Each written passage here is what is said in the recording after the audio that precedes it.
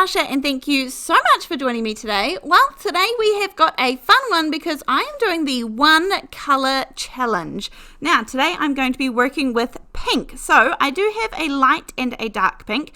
This is the Innocent Pink and Passionate Pink from Gina K. I also have the matching cardstocks. Now, if you don't have the cardstocks, then you can obviously create your own just by inking up some cardstock. I'm going to start off with a base of some copy paper to pop these down onto, because I'm actually going to cut these pieces here, these cardstock, into 1 inch or 1 1/4 inch strips.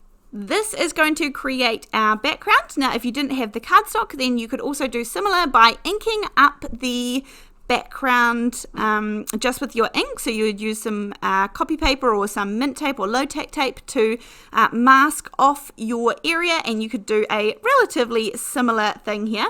Now, of course, with the one color challenge, I always am allowed to use mainly white, absolutely, but sometimes black as well. That can help, and pretty much stick within the one color. Now, of course, using cardstocks does make this a little bit easier, but by all means, this is very achievable if you just use the inks as well.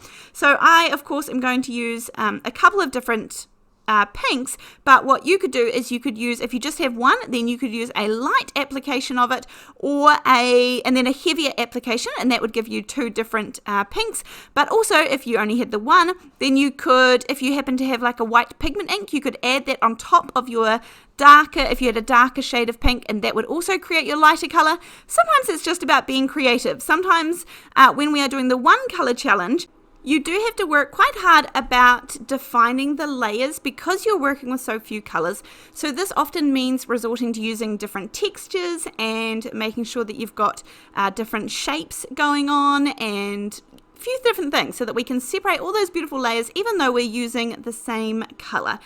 Speaking of different shapes, for the first one here, I'm going to pull out a few different die sets that I think could work with this one.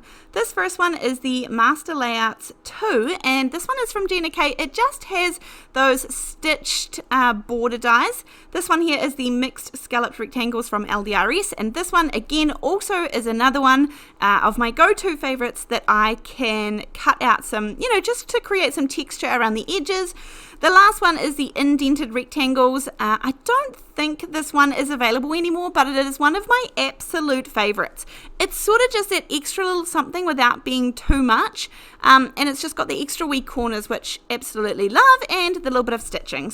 I'm going to use this one for today, and I am going to, the one bigger than this was just a little too big for what I was after, so that's okay. We'll go with this size, even though it cuts out a little bit of our background that we've already created, but that's fine. It's got the stitching. I'm using a little bit of the mint tape just to hold it through as it went through the die cutting machine, but this is going to be the background of number 1, and actually I'm going to make 2 cards for you today just because I had a couple of really quick ideas that I wanted to use, and so I'm going to do 2 backgrounds exactly the same. Now, admittedly, using a light and a dark of the same color definitely gives us some advantages rather than when I've just done a single ink challenge.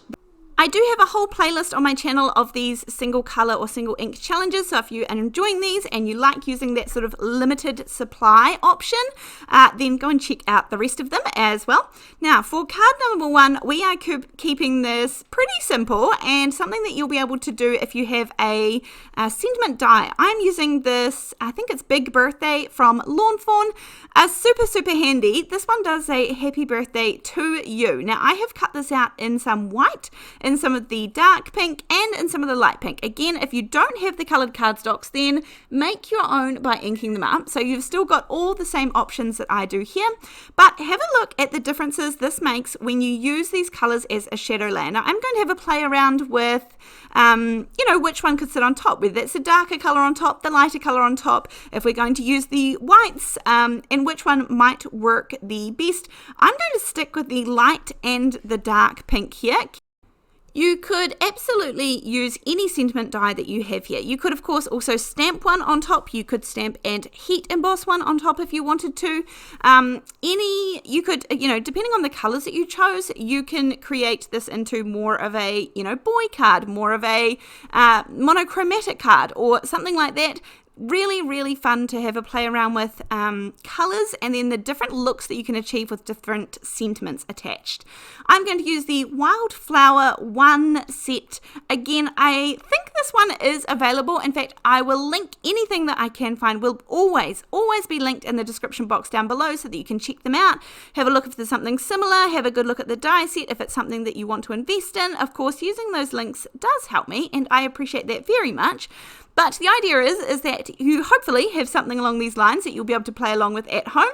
So I'm going to pop on the main sentiment, and then out of that flower set, I really just got a couple of little miniature flowers and a tiny little bit of foliage, just a little bit extra. This may not have been the perfect foliage to choose, but sometimes it's just not about spending heaps of time hunting through any stash or trying to find the absolute perfect one, and just keeping going with the roll that I was on. I was pretty happy with how these worked out, and they fit on the card nicely, so I'm happy with that. Again, I'm doing it in exactly the same colours. We're not branching out and using any other colours here, just going with the light pink, the dark pink, and then white, of course, to break up a little bit of that. I used some reverse tweezers because these little flowers here are rather dainty. Of course, we have quite a few little finishing details that you can choose to do on your cards from here. And these you can skip. They're absolutely not necessary. It's just some of those little nice to haves and the finishing touches. I often say I like to have something a little bit glittery or that catches the eye or sparkly. That might even just be like glossy accents. It's just that shine as you move the card. So that's one thing to think about. Now I am going to pop this down onto a matting layer. Now this is the one that I actually cut that dark pink sentiment out of, and then I thought actually that would make a perfect matting layer, so we might as well use it and pop it down there. I didn't have the right size. The next size up in that rectangle one was just a little too big, so I cut out my own little indents into the corners just to match it. And then of course it looks like a little bit of a hot mess on the back there, but that's okay. We just keep moving forward. No one will see this part, and we may as well use that good old cardstock and then pop this down onto a 4 1/4 by 5.5 inch card base. Just going to be a nice white, crisp white card base. And then here is where I said adding on those little details. You could add on like some diamond stickles if you wanted a little bit of iridescent shine. You could add some glossy accents to the tops of the sentiment letters if you wanted to.